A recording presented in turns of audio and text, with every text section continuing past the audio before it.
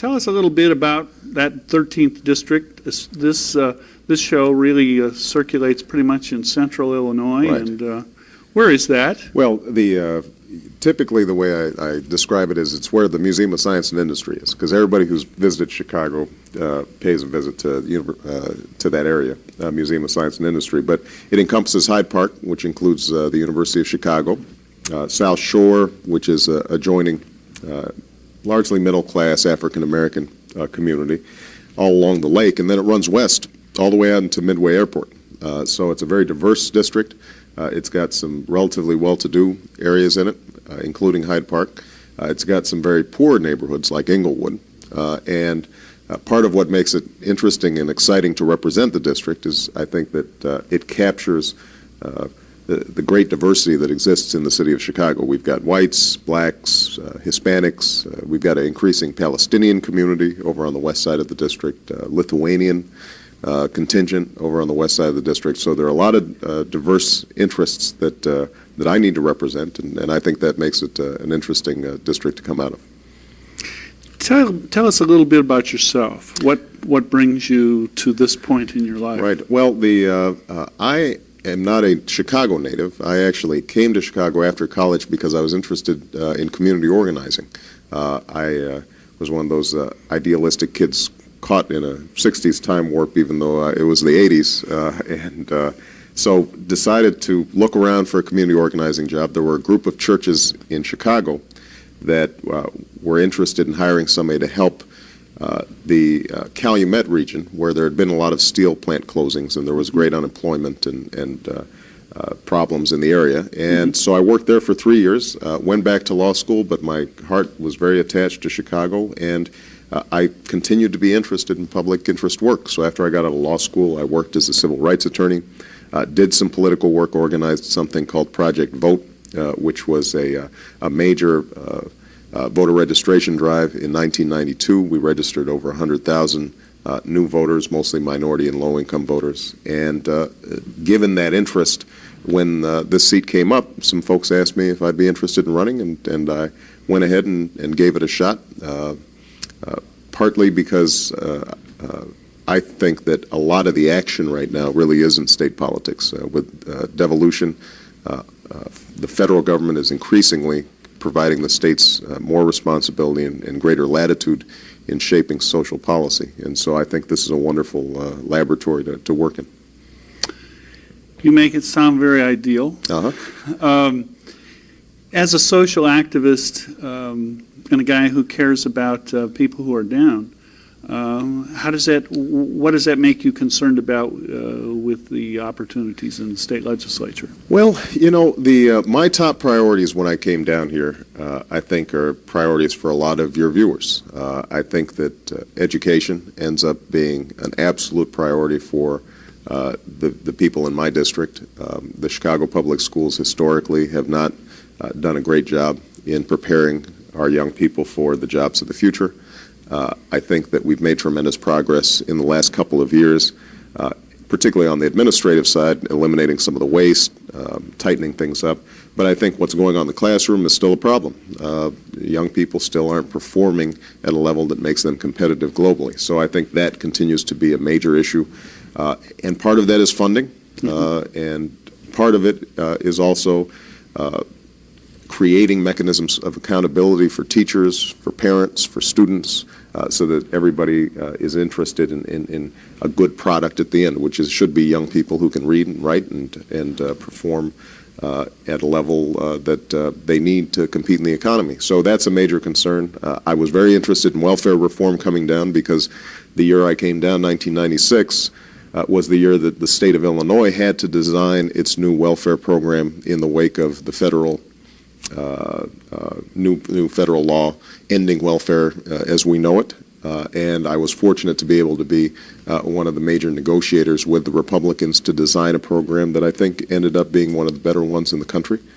I'm particularly interested, I think, at this point in the wake of welfare reform in issues concerning the working poor. And I define that fairly liberally. I mean, I think when you've got families of four who are making $30,000, $40,000, may not be classified as poor, but they're struggling. And so a lot of the legislation that I look at now is designed to think about how can we help them.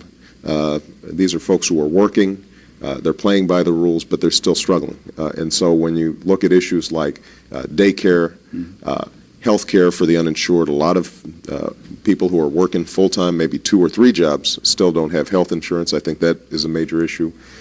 Tax equity. We continue in the state of Illinois to have one of the more regressive tax systems, and that ends up really putting a pinch on folks at the lower income brackets. So I think there are a whole host of issues that I'd like to see moving in the legislature, but as you know, it's slow going. Well, I was going to say that the Illinois General Assembly isn't usually known as a hotbed of social activism. How do you find that frustrating? How do you work at the issues that you care about? You know, my impression so far, being in the legislature, is that people down here really sincerely want to represent their constituents. I think there's a lot of cynicism about Springfield.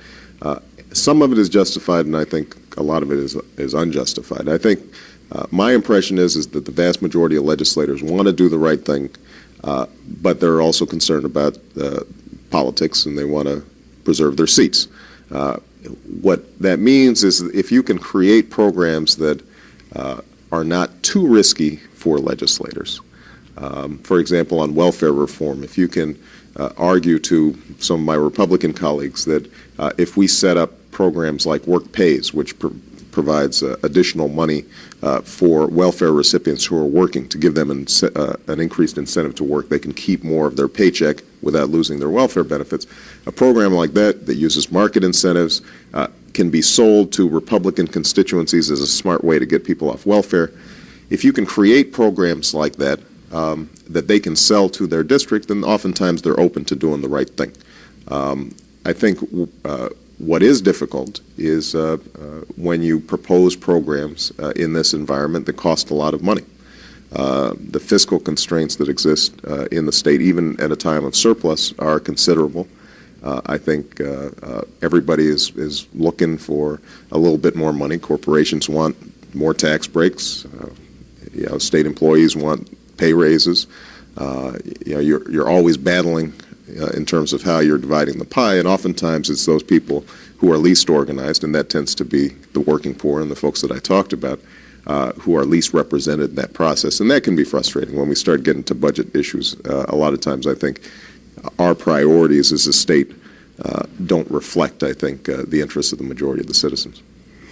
I hear you avoiding the term entitlement, and that the older approach, which was to seek entitlements, has become unpopular, but you're looking to combine them with market mechanisms. Well, I think that when I talk to my district, which has a lot of low-income persons, working people. But working people, I think that everybody thinks that work is better than welfare. I think that is a consensus in this country, and I think that the Republicans deserve some credit for raising up that issue. I think to some degree we lost our focus. I always tell people that when you look at Dr. King's speech in 1963 in the March on Washington, people tend to remember that it was the March for Justice. But if you look at the organizers, like A. Philip Randolph, that was a march for jobs and not just justice. And I think that historically, the movement to give people jobs and the right to a living wage has always been a running thread in what I guess would be considered the left. I think in the 60s we lost focus because people started thinking more in terms of welfare rights and entitlements and working through the courts. Now, I'm a constitutional lawyer, and I believe that the courts can accomplish a lot of things, but I think when it comes to issues of how we lift folks up out of poverty, that emphasizing issues of work, emphasizing issues of responsibility are entirely appropriate. I think the main problem that we have right now in a district like mine is that people don't have access to jobs, or they don't have the skills that prepare them to get the jobs that do exist, or they don't have the transportation mechanisms that would allow them to access the jobs that are being created up in the northern suburbs. And so I think that to the extent that we as policymakers can create programs, whether it's job training, health care subsidies, daycare, transportation vouchers that facilitate people moving into jobs, that's always going to be not only more politically popular than welfare, but I think in long term it's also going to be better for the people who are working. You're a legislator. We want always try to educate our listeners to the processes. Right. You're on the Judiciary Committee. Yep. You're on the Public Health and Welfare Committee. Right. You're on the Revenue Committee. That's right. Talk a little bit about your activities in those committees and what you accomplish in the committee setting. Well, the committees are really where the action is in Springfield. That's something that I learned, particularly given that now we have rules in the legislature that don't allow amendments on the floor. Very little of the substantive debate on issues takes place on the Senate or the House floor. Most of the substantive debate and the changes take place in committee, before or after committee. That's where the negotiations take place. That's where a lot of the weaknesses are discerned in the bills that are presented. That's where lobbyists may come back and offer amendments that would make it more palatable to members of the committee. So that's really where the action is.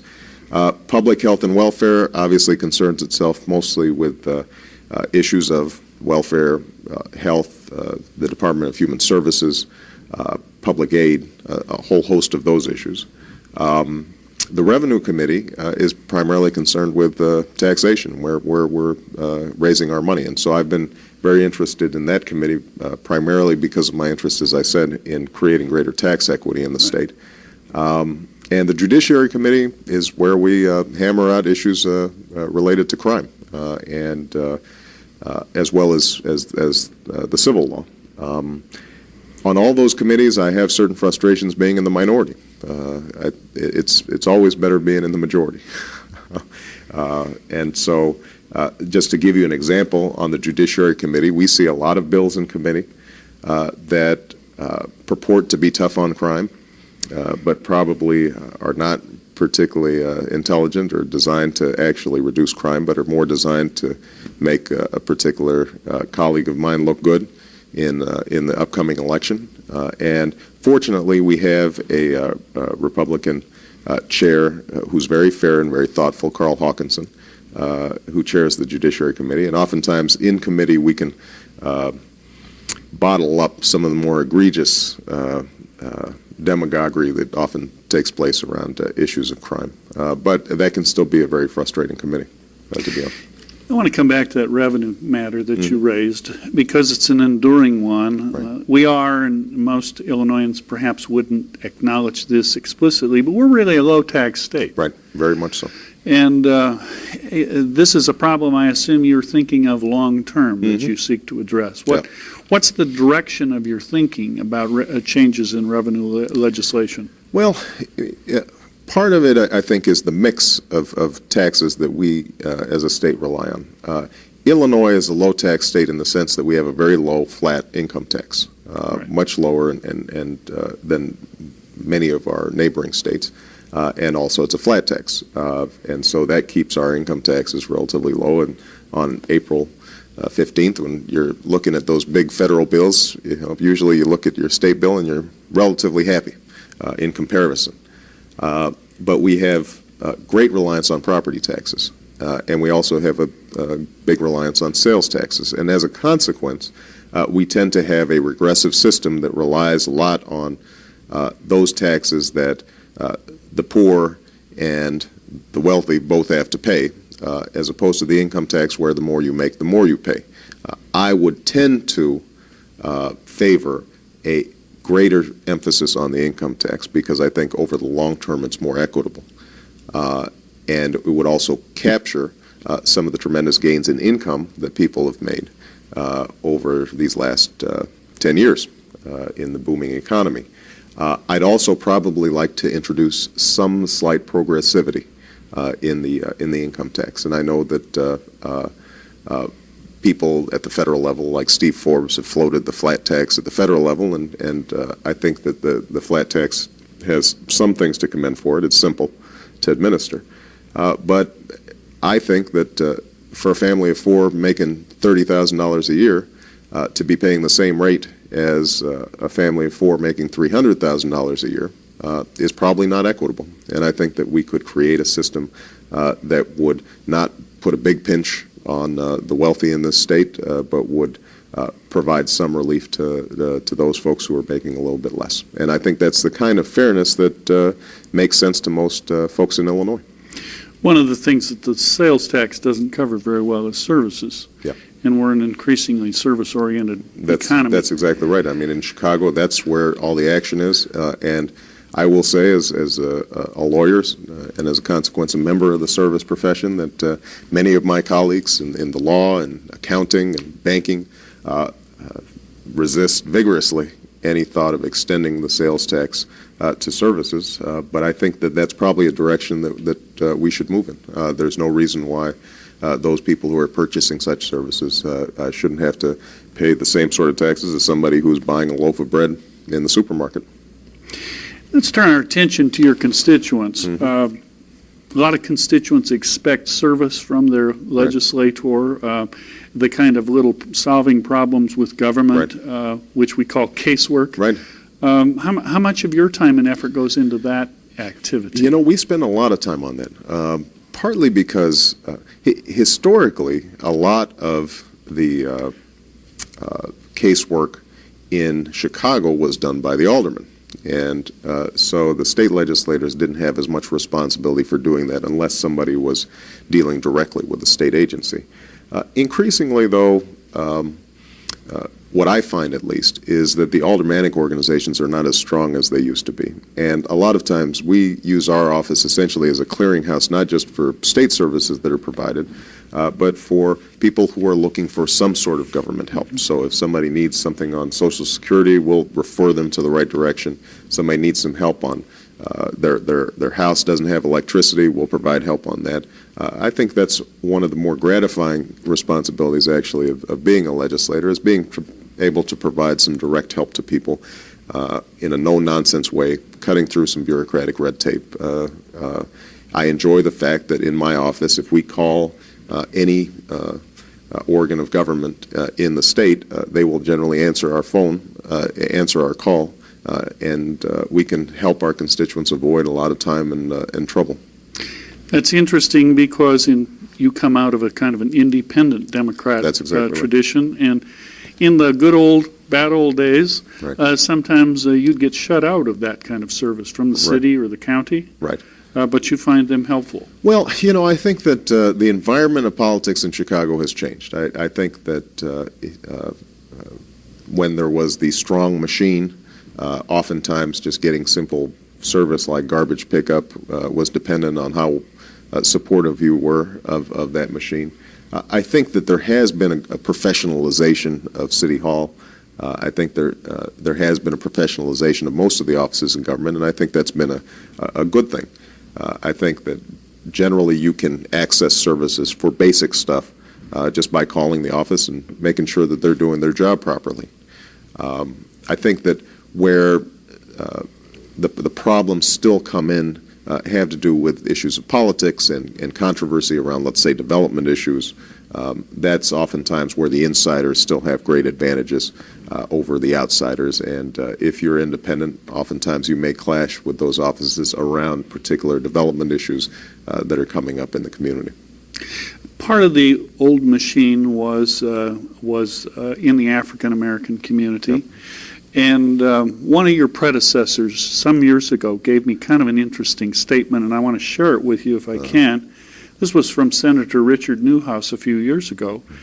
And he said to me that the Chicago Democratic Party had something of a formula for choosing black candidates. Mm-hmm. Quote, "The extent of one's future in the party is directly related to the absence of loyalty to the community. He who sells out at the lowest cost has the brightest future." That's kind of a harsh indictment, right. And yet I understand where he was coming from. Right. How would you judge that in the current context? Well, as I said, I think things have changed a little bit, but not as much as they need to. I think Richard Newhouse, a wonderful man who's a constituent of mine and a neighbor, was right at the time, that oftentimes African American leaders were handpicked from above as opposed to coming up from the grassroots. I think that changed with Harold Washington, and I think that changed with a lot of the 60s and 70s movements that occurred. And I also think it changed because the machine changed. I don't think that you have as tight control in terms of who moves up and who moves down. I think that what remains true is that if you want to be an independent Democrat who challenges the status quo, then you are going to have some problems with the insiders. I mean, I still think that there is a difference in culture between the insiders and the outsiders, and I try to be an outsider who can work with the insiders, okay, and not go out of my way to embarrass them just for purely political reasons. Mm-hmm. But I think that on issues of substance, sometimes there are going to be differences, and that may cost you some political support among the insiders. I also think that probably the biggest thing that's changed is the cost of campaigns these days. I think an independent, like, let's say, Peter Fitzgerald, who did not have the support of the Republican machine, can essentially purchase an election if you've got enough money. And I think that what's changed, particularly in statewide offices now, is that money, as opposed to just organization, is the currency for winning elections. And I think that is something that I'm very troubled with. In some ways, it's more pernicious than the machine, because the machine at least had some relationship to people and the grassroots. For all the complaints about patronage, at least there was some direct connection between the guy who was working the precinct and the political apparatus. These days, essentially in Chicago, somebody who's running for mayor can have relationships with bond traders, lawyers, the well-organized unions, and not have much support in the grassroots, and potentially still win simply by virtue of running television advertisements. And I think that's an unhealthy thing for the democracy. A bigger problem than we're going to solve this morning. I suspect so. Let me turn to something else. You're an author. Your book is entitled Dreams from My Father, Mm-hmm. The Story of Race and Inheritance. Right. Usually heritage books are written by people a little older than you are. Right. By people like me. What moved you to address this at such an early age? Right. Well, as I mentioned in my foreword, I had the good fortune of attending Harvard Law School. I did fairly well there and was elected president of the Harvard Law Review, and that was a big thing because I was the first African American, and so I got some publicity, and some publishers approached me about possibly writing a book. Given how difficult it is to get a book published when you finally write it, when somebody comes to you and says, listen, we'll actually publish your book if you write one, I figured I might as well go ahead and do it. And I had been thinking for a while about writing a book about my family. It's somewhat unusual. I got my name from my father, who's Kenyan. My mother was from Kansas. That's where I got my accent from. And so their story of a white American and a black African and my growing up, I thought was relevant to the issues of race that we face in this country and we often face in Illinois. So hopefully it provided some insight for people into how we might resolve or at least think about and work through some of the racial dilemmas that continue to face our country. Well, as somebody who has read the book, I want to say that it's a remarkably mature analysis for a person of your tender years. Length of life. That's right. There you go. Thank you. Are you writing anything right now? I have not had time this past couple years to write anything, but I'm thinking that I may spend next summer writing something having to do with public policy. Okay. Yeah, and I do still continue to do some writing. I'm a professor at the University of Chicago at the law school. I teach constitutional law and civil rights law. And so oftentimes I'm writing articles on legal issues that are coming up, and I may combine my interest in politics and law to write something a little more academic than the last piece that I wrote. Writing is a solitary job. It is. Politics, state senator, is a very social activist kind of a thing. Right. how do you keep these two sides of Barack Obama in balance? Well, you know, I think that's one of the benefits of having, you know, your feet in a bunch of different worlds. You know, I can let my extrovert side come out when I'm down in Springfield. When I'm down in Chicago, when I'm up in Chicago, I can and sit down and reflect on some of the experiences that happened down here. There's wonderful stories, obviously, down in Springfield, and wonderful characters. And I think that the political experience down in Springfield truly gives a face to a lot of the abstract arguments that we have about politics. Illinois is a wonderful microcosm for the country as a whole.